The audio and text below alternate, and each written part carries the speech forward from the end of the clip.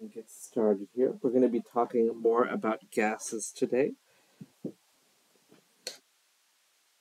So last time we talked about mixtures of gases and kind of gases in the context of chemical reactions, seeing that we could use the ideal gas law to determine the moles of a substance, and we could kind of cheat that way. If we had it at STP, we could use an easier conversion factor, but the ideal gas law will work in either case.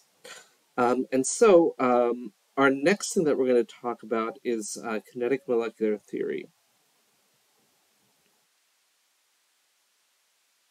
And this is essentially,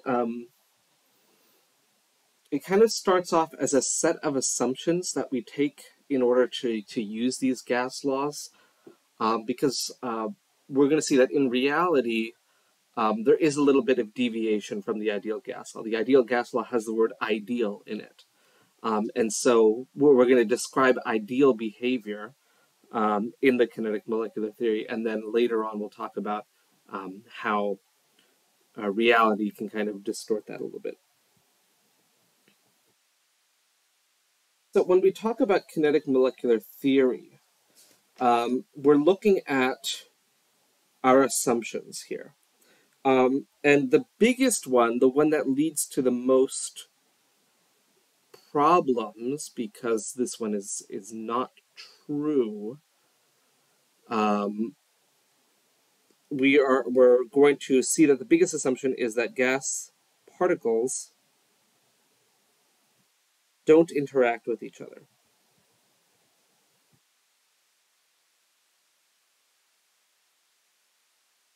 And it's not to say that this is a completely untrue thing, because it's an assumption, right? We're going to say if they don't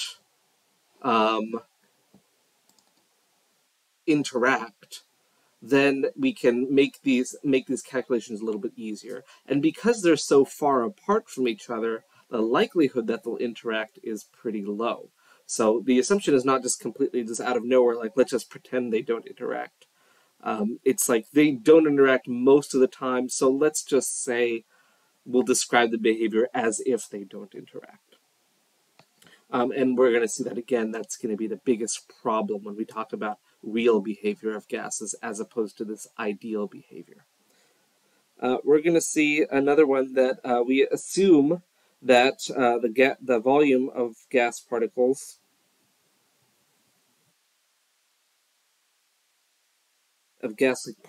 themselves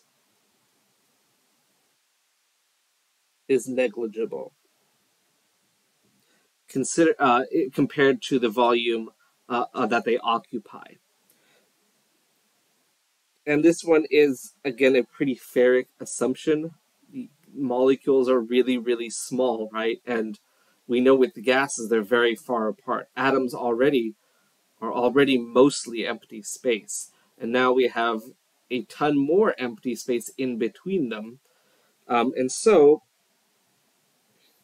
the actual volume of the particles themselves is negligible compared to the volume of the gas itself.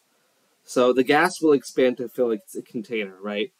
And if we were to somehow like take all those molecules and condense them into a liquid or a solid, which would have close particles, we would see that volume that solid or liquid would occupy would be completely like so much smaller than the actual container volume. And again, this one is a pretty fair assumption. You'll have a homework problem where you are looking at this. You'll do a comparison, of actual particles of gas using their atomic radius and the number of moles to figure out how much volume the gas particles actually take up in their actual sample. This reminds me, I don't think I need to check when I've made your homework due for this, because so I have it due gas laws on the 24th. Oh, we're okay then. Yeah, that'll be enough time. So that's another assumption that we make.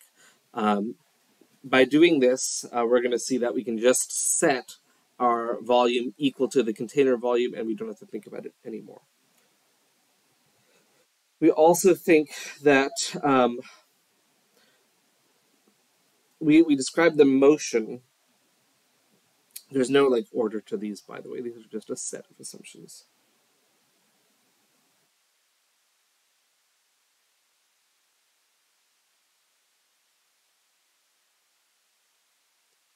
Is random straight lines. And so we can consider them like on a billiard board or whatever. Like it's just a bunch of little spheres moving in random directions in straight lines in whatever way they feel like moving. And so that's another assumption we make. So we assume it's straight lines, they're just moving randomly around. And when they collide,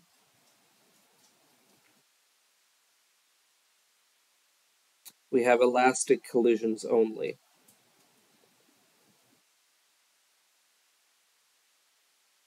which means that we have no energy loss when they collide.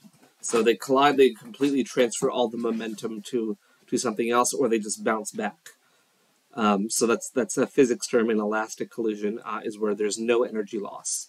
So there's no friction, there's no nothing like that. They bonk into each other and then they just boing like they rubber. They just bounce off each other. So that's our next assumption, and then our last assumption that we're going to be talking about is about temperature, and that we're going to talk about that an increase in temperature results in a direct increase to kinetic energy. I'll write that out. And that's when we're going to spend a bit of time on, because we're going to see that numbers 1 and 2, number 1 we're going to talk about at the end today when we talk about intermolecular forces. With number 5, that's an interesting one because we have to actually look at, we say that temperature is this, average kinetic energy, but we're going to see that we know it's an increase of kinetic energy, but how does that relate to speed?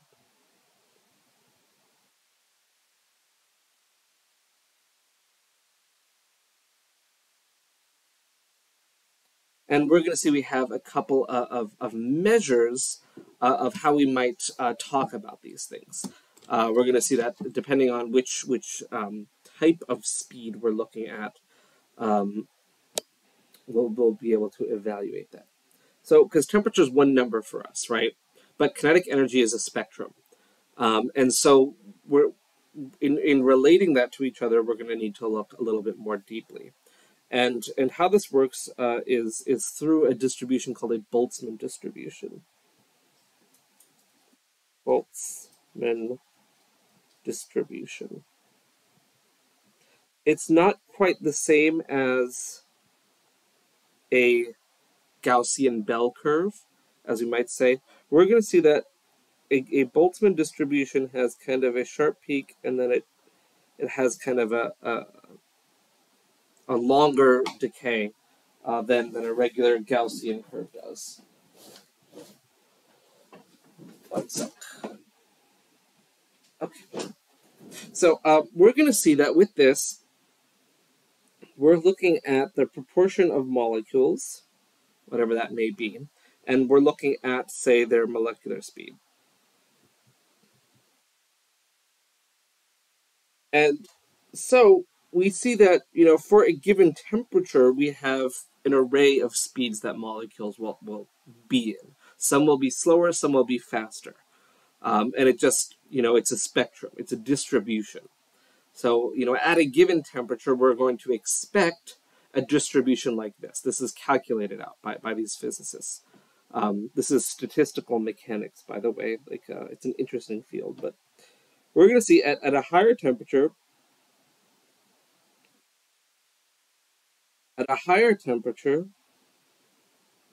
we're going to shift this graph a little bit over. And we're going to say if we have a lower temperature, it moves more towards the left side there, the slower speeds. And so we do see that, yes, a higher temperature does mean that you have more molecules going at a particular speed. But we're going to see that it's simply, again, a distribution. And we have ways of talking about this. We're going to talk about a couple of different kinds of speed. We have the most probable speed,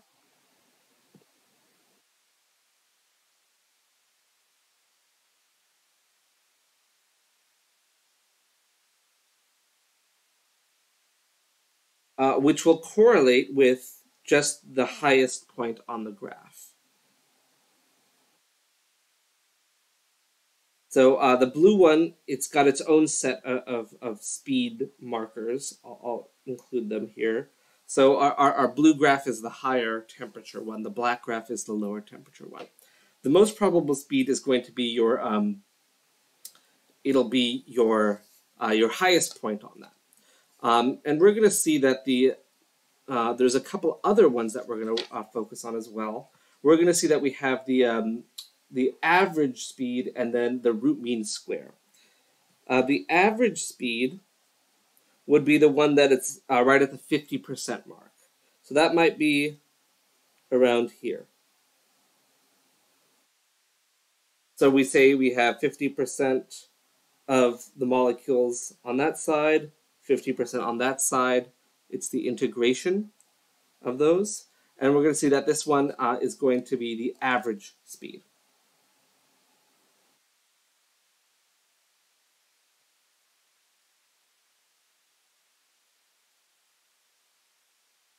We'll see that's the average speed. And then we have one more, which, oh, I'm sorry, we didn't do it for the blue graph, did we? We might say that that's somewhere around here. So that's UF. These always occur in this order. You have the most probable speed will be your lowest, your average speed is a little bit higher, and then your root mean square speed will be just a little bit higher as well.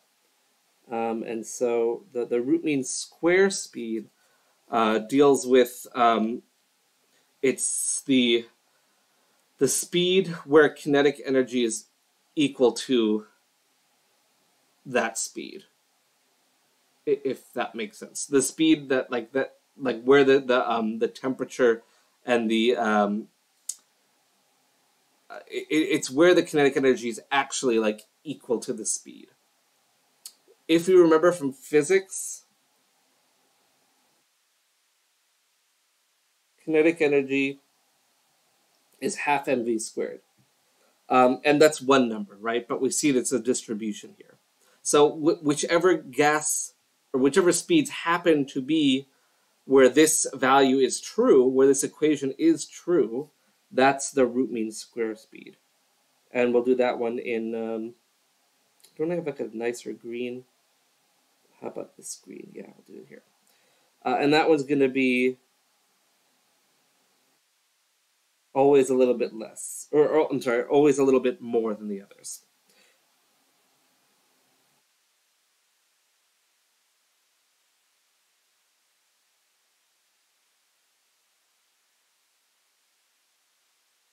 So it's the speed at which, wow, I spelled that terribly, didn't I?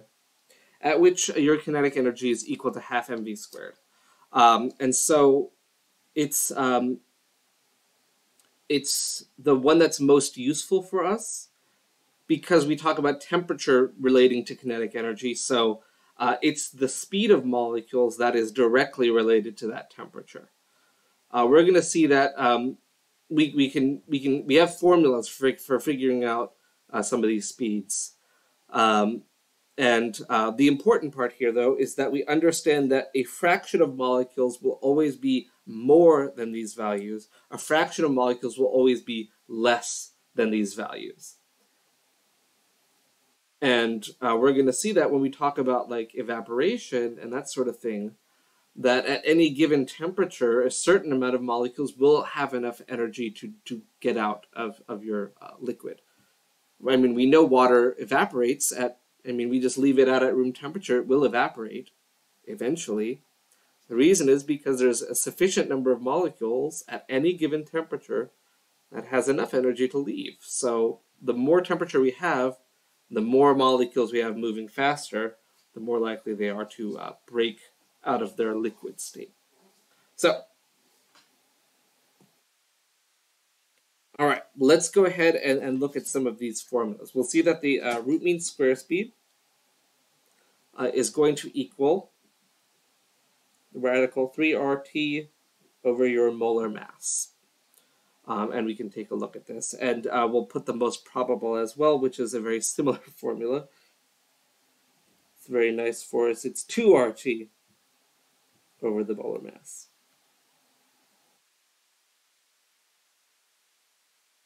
So, of course, this is our molar mass here. We have temperature in Kelvin, and then we have, of course, our universal gas constant. Although, we're going to see with this one, we're going to need some special units here. Because we're going to see that a joule is, let's see, work is force times distance, so it's a Newton times a meter, which is a kilogram meter squared per second squared, if I'm correct on that. This is physics stuff. Yeah, that sounds about right. So that's a joule.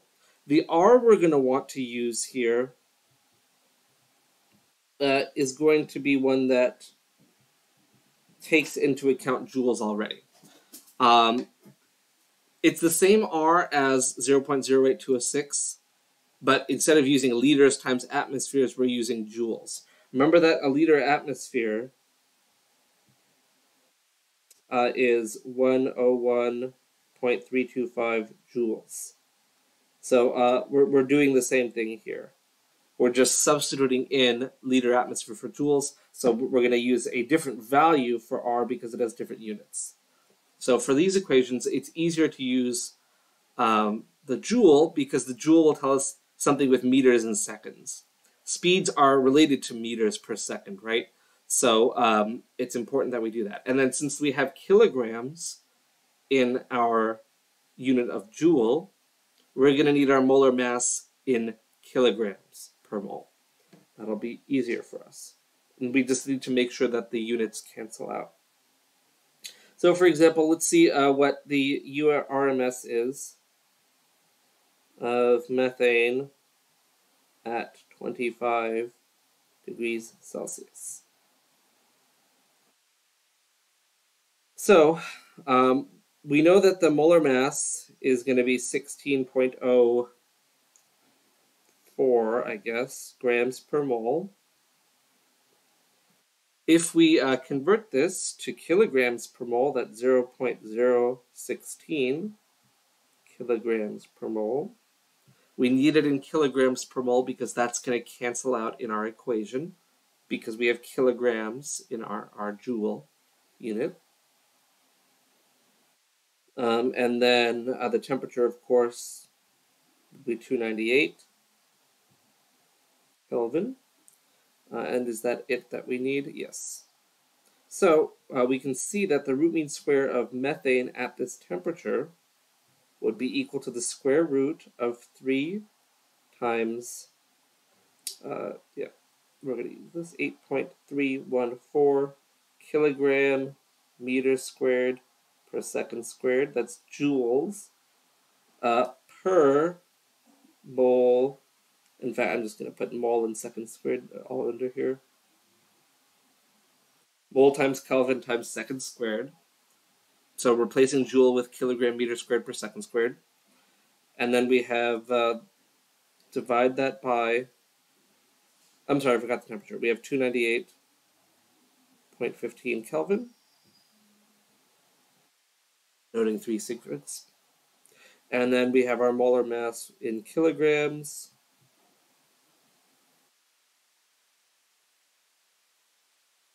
So note, let's see what cancels out here. We've got kilograms, moles, Kelvin. So what's left is meters squared per second squared. And so if we look at our units, if we take the square root of meters squared per second squared, that's meters per second. So our units are something of speed, which is what we're going to see is the point here.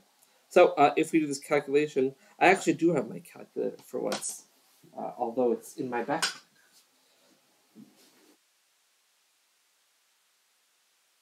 Ta-da! Okay, so let's go ahead and do this. So we have square root of, let's put some parentheses so we don't mess this up, 3 times 8.314 times 298.15 divided by 0.01604. That. All right, and so we get this to be 680.896, which with our 3 sig figs from our temperature turns out to be 681 meters per second. So, great. Excellent. So we can calculate this. We're going to see, of course, that the root mean square speed is always going to be bigger than the most probable speed. Most probable speed is got a 2 instead of a 3. The formula is otherwise the same. If we were to calculate it, we just go back into our calculator and replace the 2 or the 3 with a 2, and then we can calculate that. So what am I saying? Well, that's actually pretty quick. This gas molecule is moving more than half a kilometer per second, moving 681 meters. For all of our lovely American units people here, that's what, 7 football fields in 1 second? So yeah, quite a bit. But we're going to see that in reality, while yes, they do move 681 meters per second if they're equal to the kinetic energy, which is what the root mean square was. It's really not a straight line. We're going to see that in reality, these things are moving in completely crazy random directions, and we'll talk about that when we talk about effusion. And so, I guess we can talk about that. When we're talking about how gases move, we're going to have 2 ways of doing that. We're going to see we have one, we've got our gas molecules inside, particles, atoms, whatever they happen to be, in a sealed container. And we have no gas particles outside.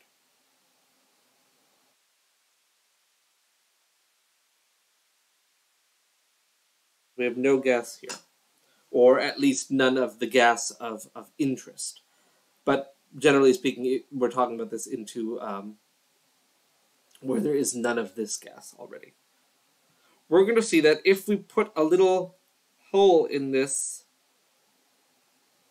if we make a little small hole, a pinhole, into this container, some of the gas will start moving in. So some of these particles are going to start moving in, and some will go here, one will go here. This is called effusion. And it's where we're having, it's just them moving from an area where there are a lot of them through this tiny little hole into this new area. That's effusion. So it's gas moving through a pinhole where there was none of that gas previously. So it's an interesting idea, because we're essentially just poking a hole and watching how the gas particles are moving into this new place. And it turns out that this is actually a nice way to compare molecules. This is how some of this the speed information had come about, was the experiment of effusion. Is we've got a gas here. If we poke a hole in this container, how long is it going to take for the gas to go over to this side or whatever? And so rates of effusion is something that's relatively easy to measure. And this is an interesting sort of one to do experimentally, because if we take ammonia gas and HCl gas, those react together to form a solid ammonium chloride. They're going to form an ionic compound together. And this is something that you can see, because forming the solid, gases are invisible to us, right? There are a few that are colorful, but gases, ammonia and HCl are invisible. They're transparent. If we kind of set these on different sides of a tube, poke some pinholes in, we'll watch the gases effuse, and you can see where they meet, because you can see that solid forming there. Let's see if I can get a nice video of this for us. This is an experiment that I normally would do in person, of course, but not the case here. So let's see. Effusion NH3HCl. So, all right. So this is how we might do this. Perfect. Okay, let's switch over here. So this is actually the phenomenon of diffusion instead, because there are gas molecules in this, but it's the same idea. Let's swap over here to YouTube. Okay, cool. Let's watch this, and we don't care about all this stuff. Okay, here we go. So how this is going to work, one of these cotton balls is soaked with ammonia. The other one is going to be soaked with HCl. And ideally, this should be done at the same time, so I don't know what this person is doing. But we'll see. I put the other one in. All right, so we have both, they're saturated with a solution of ammonia or hydrochloric acid. Both of those are able to become gases relatively easily. And notice, after a certain period of time, we see this white cloud forming. That's the ammonium chloride. And that's going to tell us, relatively speaking, the speeds of the gases that are involved here. We see the gas on the right has moved just a little bit. It's moved only this small distance in roughly the same amount of time. It, in fact, had a little bit more time. If we look on the other side, we see that this gas moved from the cotton ball a relatively far distance, which means it's moving faster. And so this kind of part in the middle here is where they've met. And so we can talk about how they are moving together. And we're going to see that the HCl is the one that moves more slowly.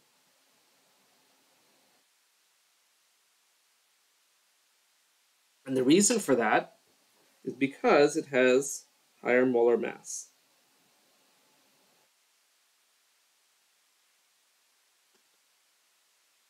And so if we compare these two, if we say, okay, it's the same temperature, let's take the URMS of ammonia, and we'll say this is at, again, 25 Celsius.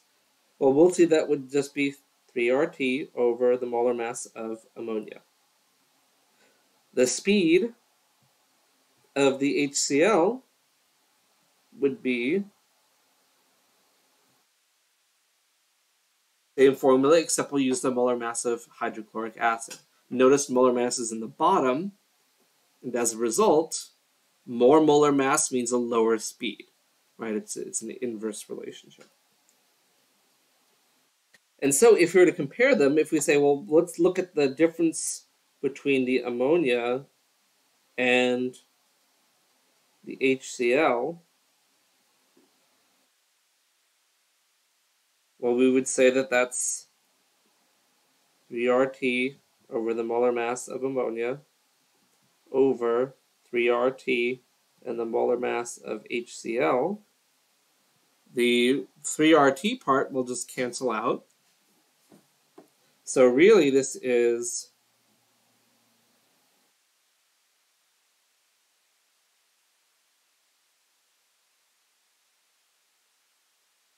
just related to their molar masses, which we can then say instead, with all these pesky fractions, is going to be the square root of their molar mass ratio.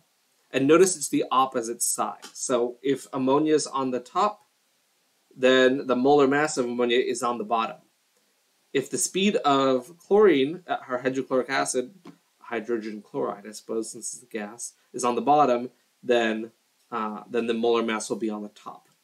So in doing this, we can see, well, the ratio of these speeds is going to be radical 36.46 over ammonia's 17.034.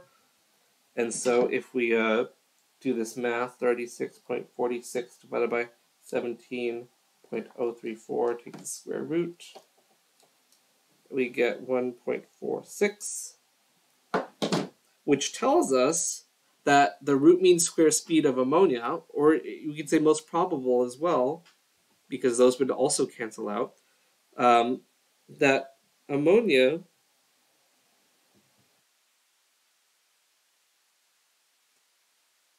is 1.46 times faster than HCl.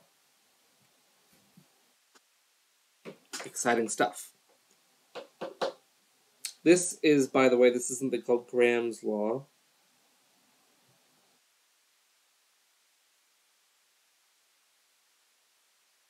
And I'll write it out. These would be the molar masses.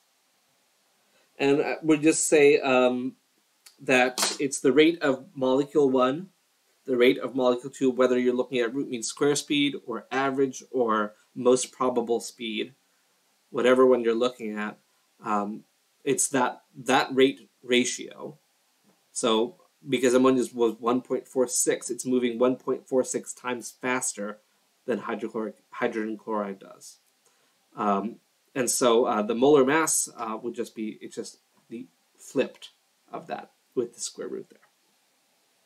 And so we would expect that both these rates go for both effusion and diffusion.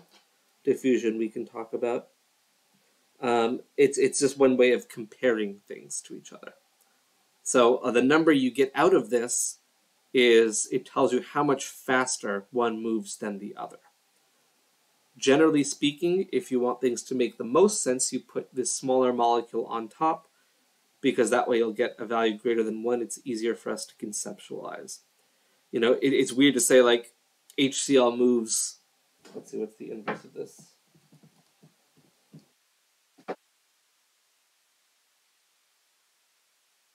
We could also say 0.685 times as fast as ammonia. That this is a true statement.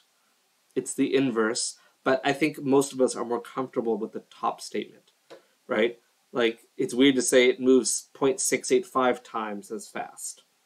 Like, I don't know, that just seems a little weirder.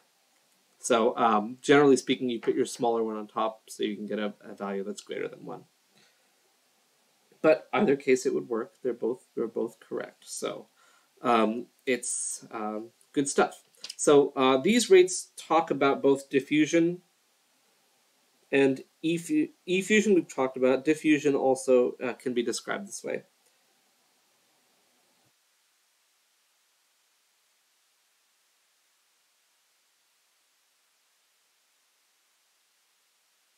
We can talk about both of them here. Ideally, this is for effusion, but we can kind of make the assumption that it works for diffusion as well. Let's talk about diffusion. Diffusion is, it's essentially the gas moving from a high concentration to low concentration to equilibrate. And diffusion is actually something super important biologically speaking. It's the reason that we breathe. We breathe and we have to have oxygen diffuse from the air into our lungs. We need to have CO2 diffuse from within our cells into our blood and then later out. And this is all about how cell voltages work and action potentials and all how our nerves conduct is all about diffusion. So it's something moving from high concentration to low concentration. Generally, I mean, we can think of it through a membrane. We can think of it just, we've opened this can of I don't know, perfume or whatever, and now it's going to diffuse throughout the room, and it's all going to stink. So, generally speaking, it's kind of like, here's this container we have.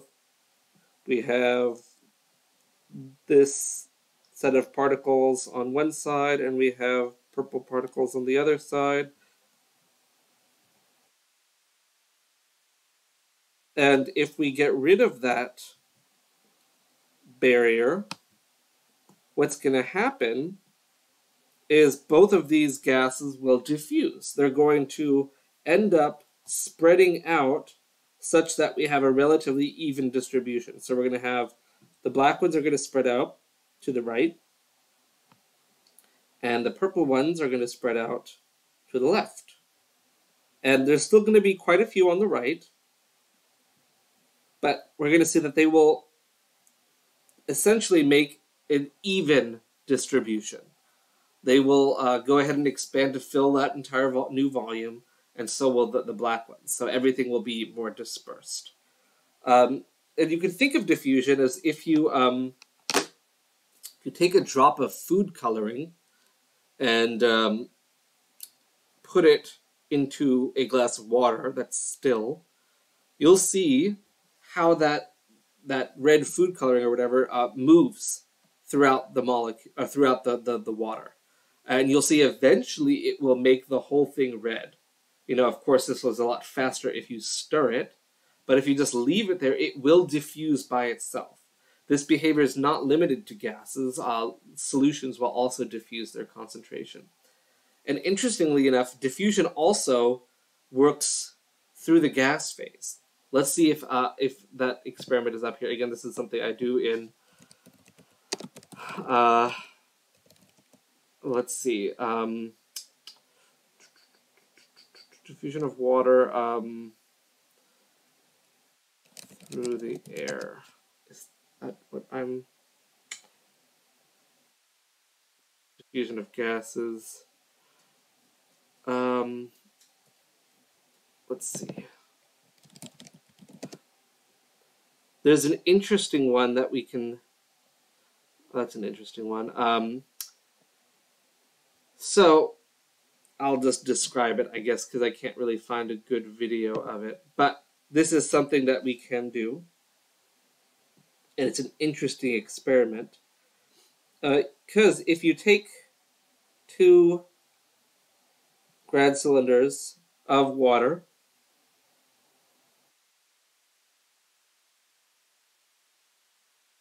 you put them in a dome, seal them off, and one of them has a bunch of salt in it, or whatever, doesn't really matter, food coloring doesn't really matter. We'll see that if you give it time, the way how diffusion works is it distributes particles. Water will also do this. It says, I have more concentration, there's more water in this right graduated cylinder, the one on the right that has no salt in it.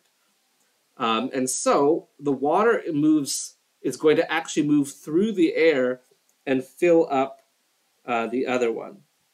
We're going to see if we give this some time. These grad cylinders get really ugly.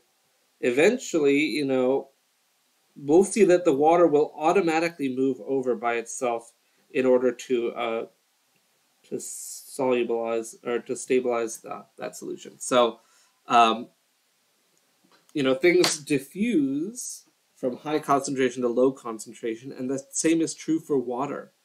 Pure water has a concentration of 55 moles per liter. It's just its molar density, I suppose. The one on the left, which has the salt in it, has a lower concentration of water because now there's salt particles taking up space. And so it's going to always move, you can say, to whatever has less water or whatever has more solute. It's the process of osmosis, and it's something that we'll cover more in next semester. But the idea here is the same: is that diffusion will take place kind of no matter what. It's a very important process. Let's see. Maybe I could actually find a better cylinders through the air. Is this?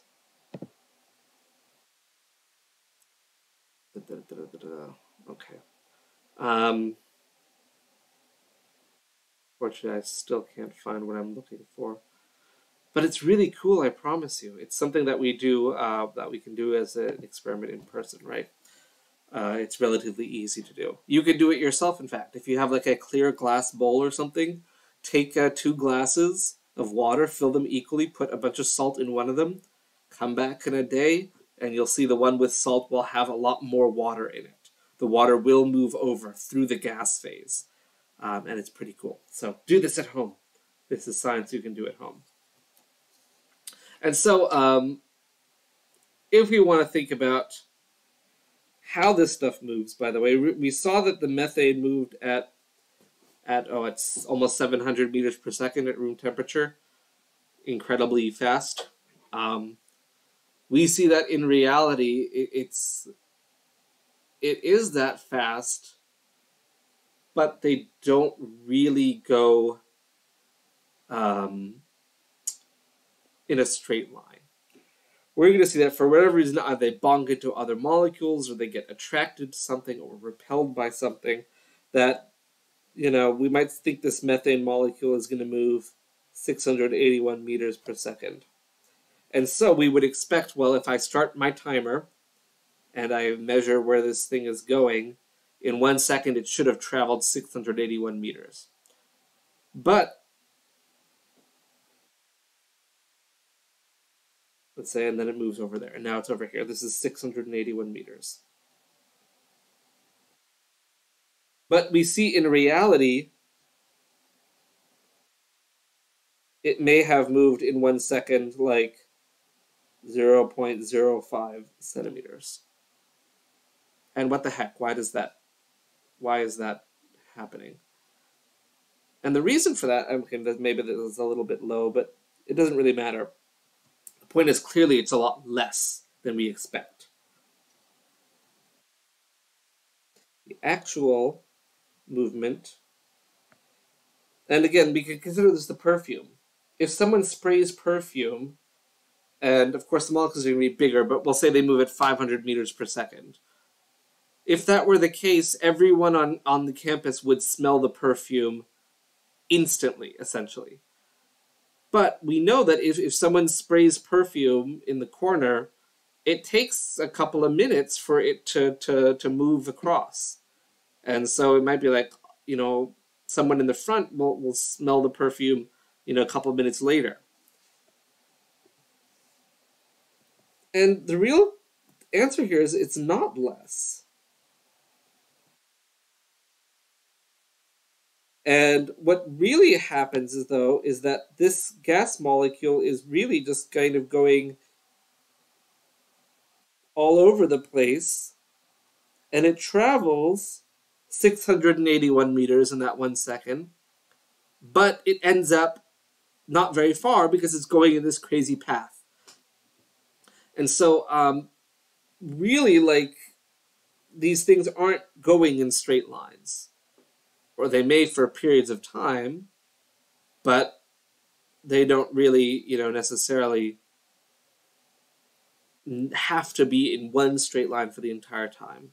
And we see here that their path is not fully linear or even close. They'll just go in whatever crazy direction they want to. And it could be like a, where we're looking at some sort of maze, like they're going through a maze, like of their own design. And so the path is not necessarily fully linear. And as a result, we may expect them to move, but they don't really, because they're just going all over the place and they end up relatively close to where they started. So as a result, they are moving 681 meters in that 1 second, but that's their distance, their overall displacement. The difference from where they are and where they started is actually pretty low. So the distance would be 681 meters, but the displacement can be anything lower than 681, because distance would be a straight line. Displacement takes into consideration all the other stuff you've done. So displacement is where you ended up starting, where you are. Distance is not a state function. Displacement is a state function. So displacement doesn't care how you got there. If you've moved 10 feet, or if I've rolled to the side, that is a displacement of 2 feet. I could also walk around my desk and come to this spot. My displacement would still be 2 feet. But my distance now is maybe 10 feet. Maybe I've gone all the way around my desk, and so I've traveled a longer distance, but my displacement is the same. So with gases, it's much the same thing. When we talk about their speed, that's their distance, how far they can go. And they do go that distance, but they may not be overly displaced. So it's just random. It's just random. All right. With this, we're going to talk about kind of reality.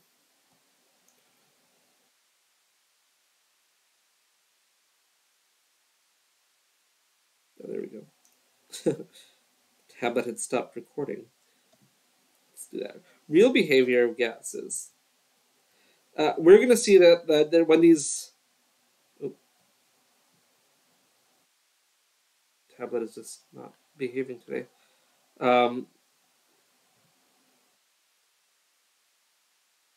When these assumptions fail. The assumptions we made about... Not fair. When they fail. Oh, it's not connected. 1 sec. I may need to plug this in.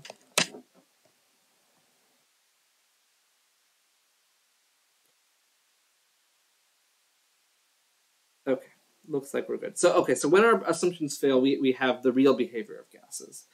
And so the biggest part of this, as we see, is that gases do interact with each other, and that they do take up space. Those are the biggest assumptions that fail. And as a result, we're going to see that we have to make some corrections to our ideal gas law. And so often this is because of interactions and the volume effect. That we see that gases do have volume, and so we do need to really take that into consideration. And the fact that they interact, we have to also take that into consideration, because if gas molecules are attracted to other gas molecules, they're going to change their behavior, because they're going to be like, oh, I'm going to go over here because I want to be close to you, other gas particle. And so that may, distort their behavior a little bit. And so we have a modified equation, which is called the van der Waals equation.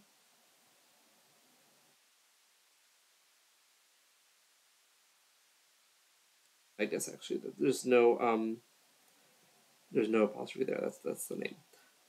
And so this is we have some factors here that are going to adjust our volume and our interactions. And so I'm just going to first start off by looking at this equals nRT. So it's corrections for the pressure and the volume that associate with these. A and B are correcting factors.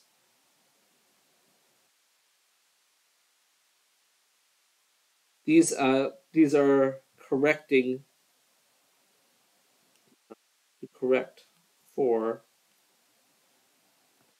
these assumptions. And we'll see, again, in your homework, you'll have some examples where you're taking the same sample, you're going to be using the ideal gas law on it, and then you're going to take the same information and use the van der Waals equation, and you're going to see what sort of differences you're going to get out. And so these are factors that are there to talk about correcting for these assumptions that we make. And we're going to see that A relates to kind of the interactions. It fixes the interactions. And B takes up the volume part. So it's these fixing for these assumptions. And so we see that the trend is, remember in Discord I have this table for you. Here, we can hop over to our Discord channel. Look, y'all are asking questions like right now, like what? We're in class. Okay, let me open this screen. You just asked that like in here, I don't understand. Okay, so this should be, did that not work?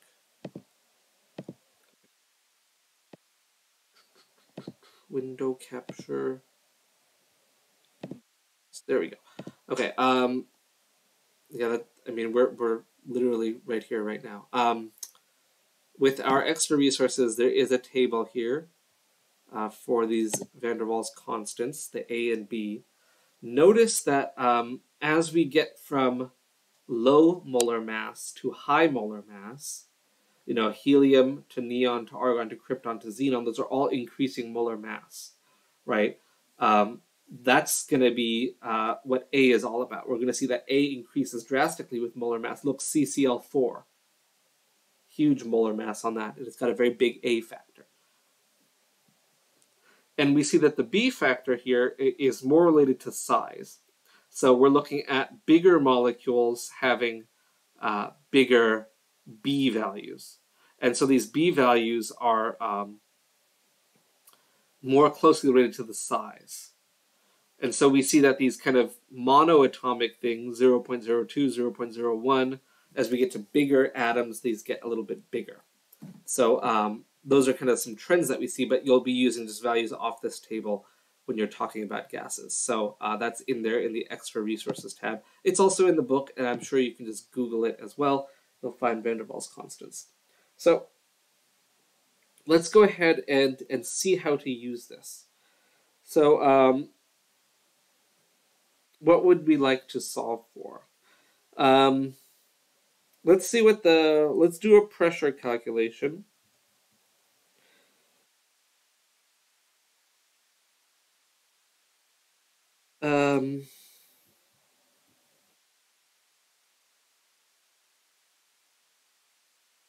Okay, let's go ahead and is this not, shoot, this is not connecting again.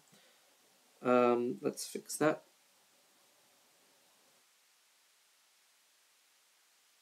Let's see if this is going to behave.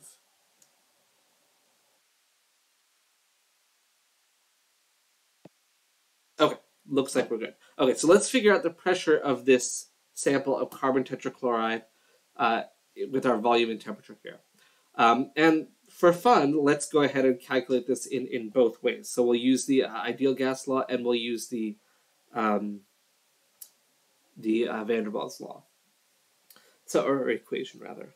So if we're going to do this, we can plug in our things and then solve for the pressure. That would work. So our equation here, I'm going to copy it down.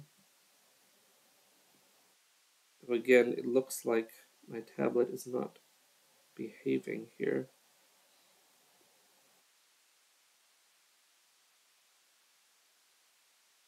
Let me just close this window and try this one again. Okay. All right, let's see if this is going to behave.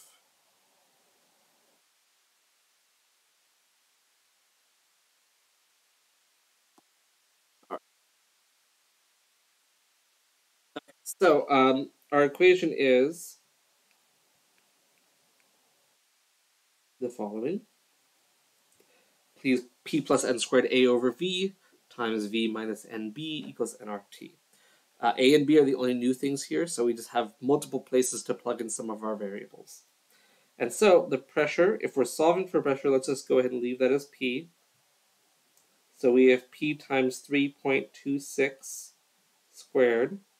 Our A value for CCl4 is 20.4. V squared would be 10 liters squared. And of course, the units for A will cancel these out, so I'm not really worrying about that. As long as everything's in moles, liters, atmospheres, and Kelvin, you're okay. V minus NB will be 10 minus N is 3.26 times B is 0.1383. All that equals 3.26 times 0.08206 times 300.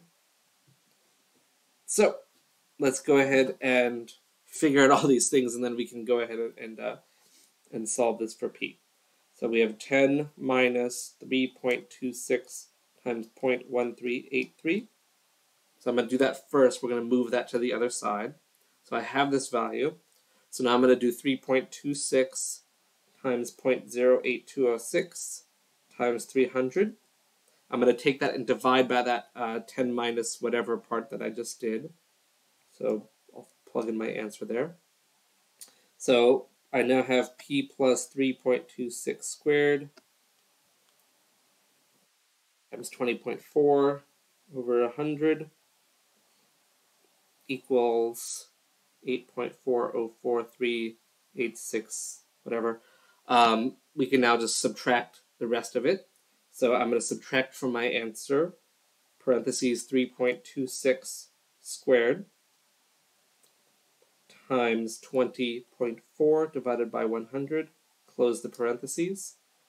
I guess we didn't need the parentheses there, but it's still always a good idea. So we get 6.236 atmospheres. With sig figs, it's looking like it's going to be about 3, so 6.24 atmospheres. If we solve this with the ideal gas law, we get 3.26, 0.08206, 300 over 10. Let's see what this answer is going to be. 3.26 times 0.08206 times 300 divided by 10. And we get 8.03 atmospheres. So, as we see here, there's quite a big difference. And we're going to see that this is particularly a big difference because carbon tetrachloride is one of our biggest gases. The biggest one that we have pretty much is sulfur hexafluoride, at least at room temperature. There are of course, at high temperatures, you can make anything into a gas, right? We'll see here that because this is such a large molecule, our assumptions actually start to make a difference. And so it becomes more and more important that we include those. All right. So that's it for gases. That's it for gases. So you've got some homework that's coming up. I would get going on that. And remember that this material is more heavily represented on your final. So you'll have homework, but there's not a specific exam on this. So just keep that in mind. All right.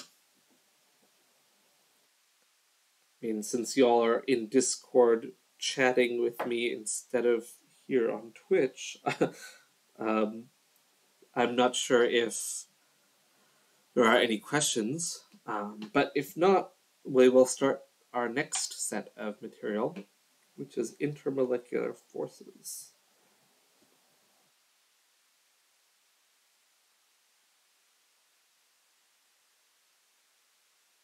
So, intermolecular forces, or as we will call them, are IMFs. These are interactions that are relatively attractive between molecules. So molecules attract each other in three different ways. If we hearken back to what we looked at a long time ago, maybe,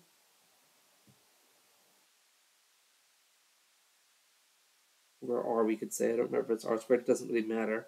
If you remember that an attractive force follows this general pattern of charges and distance, we'll be able to talk about these things. So the point is, again, don't use this equation for anything. Well, we might. But suffice it to say that the force of attraction depends on charge. So the bigger your charges are, the bigger your attractive force is. And we'll see it also depends on size.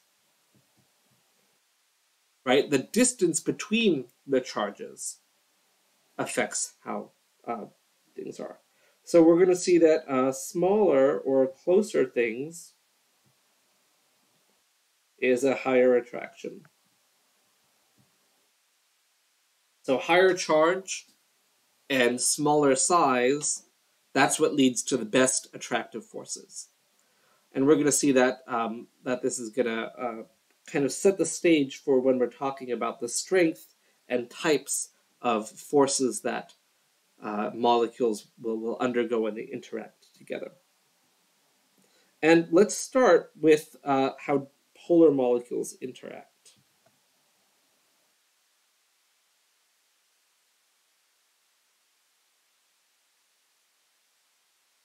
If we say we have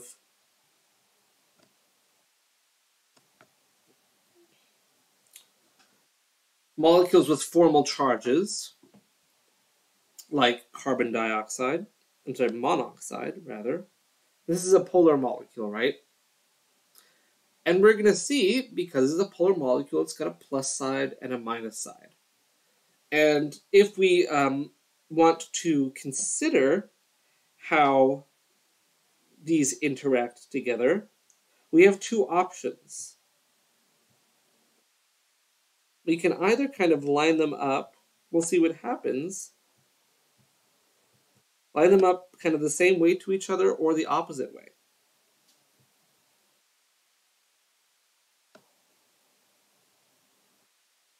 And we're going to see that, of course, the bottom way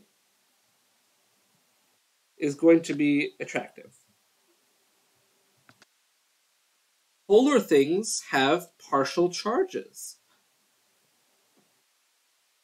And while it's nice to say, yes, the formal charge of these things is +1 and -1, these aren't full charges. If these were full charges, it would be something ionic. They're not full charges because the oxygen is going to not necessarily share them equally, right? Oxygen is more electronegative. It's going to be withdrawing electron density towards itself. So it really is not a full positive charge because oxygen is just going to say, I'm going to hold on to the electrons more. And so as a result, that's going to help balance out this positive I have. And so it may be easier for us to really talk about these in terms of like delta plus, delta minus. And we see here that this is an attractive force, right? Positives and negatives attract each other. This is a no-no up here. We're going to have a repelling interaction instead. This is called a dipole-dipole interaction. And this is an attractive force. A carbon monoxide molecule will be attracted to another carbon monoxide molecule because they are polar. The positive side from one is attracted to the negative side of the other. And again, these are just partial charges. We can see this with something like formaldehyde as well. In fact, we have plenty of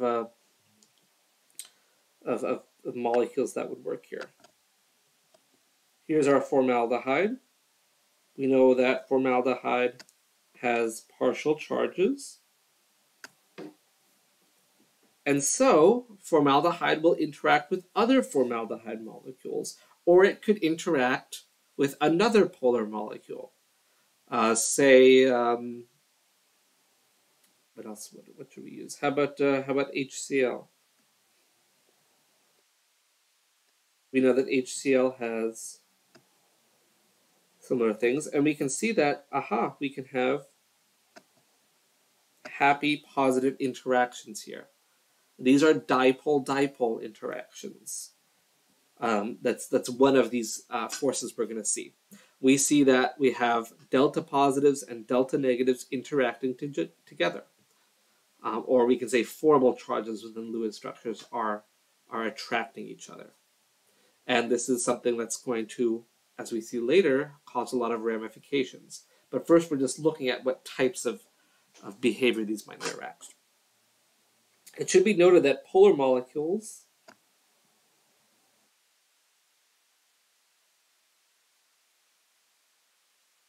have permanent dipoles. And as a result, these dipoles are here all the time. They're here all the time, and as a result, they're going to be of relatively medium strength. We'll see later when we're comparing with others that other ones will have either stronger or weaker interactions together. Sorry, let me just fix that. Okay, so with this, we'll remember that later when we're comparing. If we look at another set of polar molecules, here's another one for us. Perhaps we've seen this molecule before.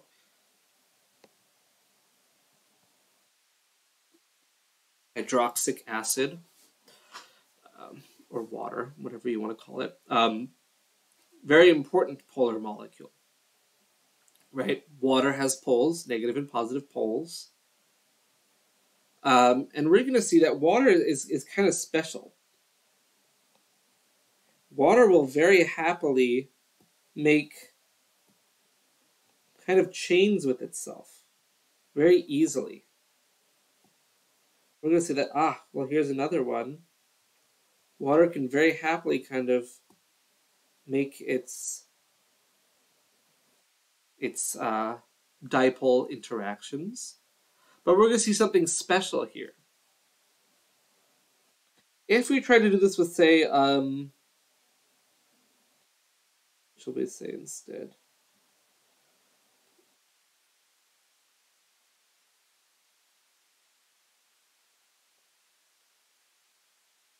If we had something like this, which would be the same, we would have our delta minus oxygen, our delta plus bromine. This would be polar.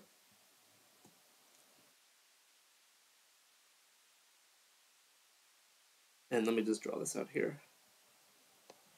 We would have those interacting as well. But if we consider the size of these things, hydrogen and bromine are vastly different in their size, right? Bromine is much, much bigger than hydrogen is. And if we want to draw these kind of as like space-filling molecules, that might be a water molecule. Whereas the oxygen dibromide would be something much, much larger. And so if we want to think about these two things interacting together, two water molecules or two oxygen dibromides, we might think, oh, well, this one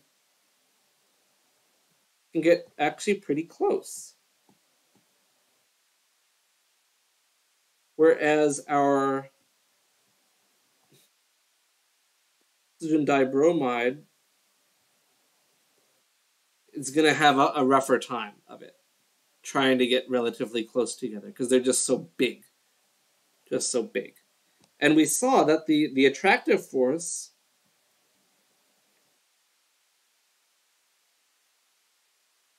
depends on the radius or the distance between these molecules. And as a result, smaller molecules will have a lot better time trying to do it, trying to interact.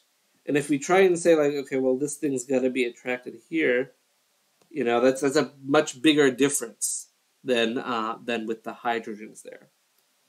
And so we see that because hydrogen is so small, the molecules can get very close.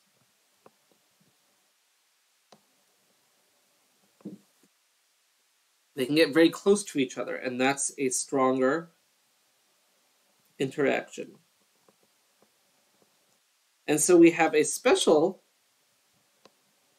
type of dipole interaction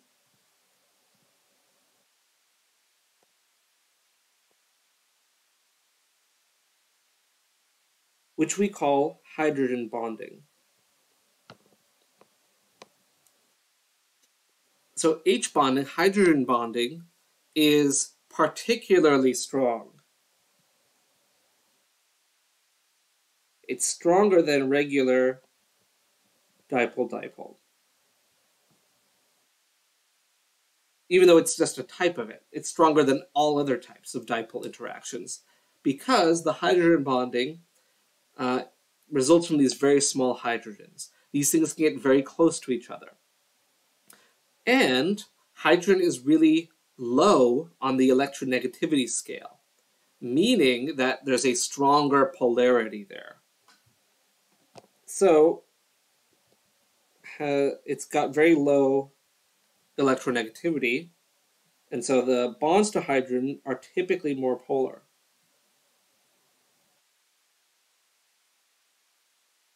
They can be very polar. And since our force is also dependent on the charge, the more polar you are, the bigger your charges are, right? Something that's very slightly polar is going to have small charges. These are still partial charges, but they're smaller than each other. And you're going to have a worksheet on how to calculate these. But we'll see that with hydrogen, because it's got such low electronegativity, something that's very electronegative will make a very polar bond with it. So for example, hydrogen is 2.1, fluorine is 4.0. The difference of electronegativity there is 1.9. So hydrogen bonded to fluorine is almost ionic. Almost. It's right at our barrier, right? It's our threshold. So we see that this is a very polar bond, as polar as it gets, without being fully ionic. And so we're going to see that when hydrogen is bound to a particularly negative electronegative element, that's when hydrogen bonding occurs. And it's going to be, again, a stronger interaction than plain old dipole-dipole. And so this occurs when it's covalently bound, covalently to fluorine, oxygen, or nitrogen. It has to be one of those three. Hydrogen on something else will just be able to do regular dipole-dipole bonding. If, however, the hydrogen is on a fluorine, an oxygen, or a nitrogen, it is capable of hydrogen bonding with other fluorines, oxygens, or nitrogens. And so we can see that water and ammonia can have hydrogen bonding occurring between them.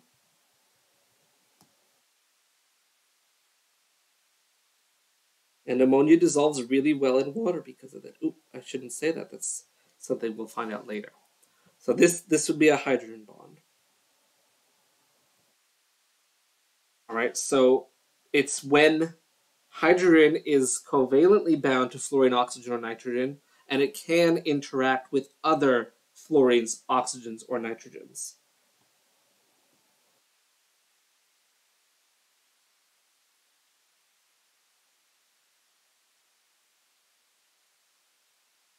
With other fluorine, nitrogen, or oxygen bound to H. So anything so basically you've got hydrogen fluoride, water, and ammonia. Those would be the simplest ones. When those interact together, those form hydrogen bonds. And those are very, very important because these are relatively strong interactions. And we're going to see later that interactions determines a whole bunch of properties. We see there, however, that something like... No, let's not worry about that. We're going to see that this will take place with anything that's got like an OH on it. So we can have alcohols like CH3OH.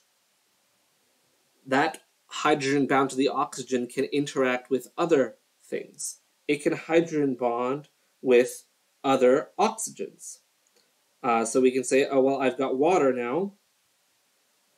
Those both have, or I'll draw it as HOH. We're going to see that we can form hydrogen bonds between these things. That's good. Something like CH4 and water, we don't see hydrogen bonding between those two molecules. Because CH4 is not polar, there are no dipoles, there is no reason water would interact. Water's got positives and negatives. It's going to find something that has positives and negatives to interact with. Partial positives, yes. Partial negatives. But it's not going to interact with things that are non-polar, as we'll see. So we'll see that as we go through. So hydrogen bonds will occur between hydrogens and electronegative atoms, assuming that they are part of polar molecules. Typically, it means that there's other hydrogens or things involved there. All right, we are okay. We're going to be out of time here, so I'll stop now.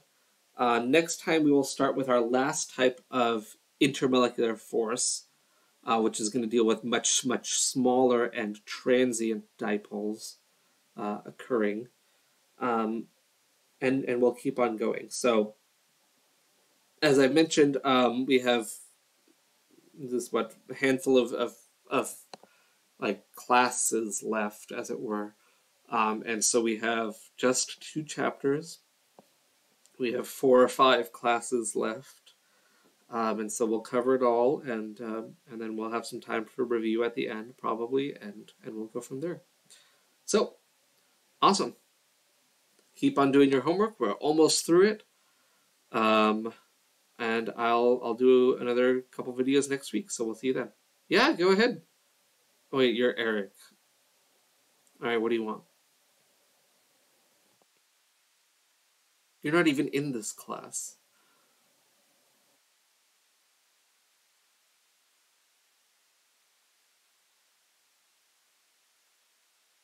I get my black shirt from. This shirt is red.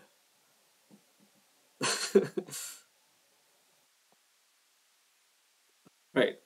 See you, Eric, and see you, everyone else who's watching this. I wore a blue shirt yesterday, Eric. All right, take care, everyone.